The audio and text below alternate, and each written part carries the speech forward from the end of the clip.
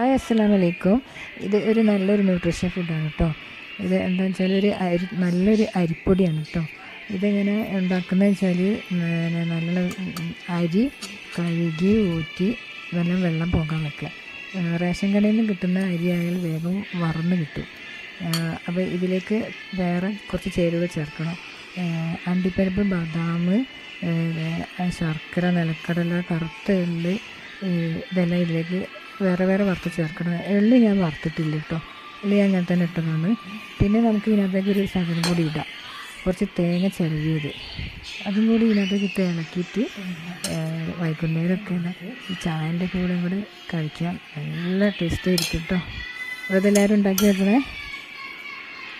By.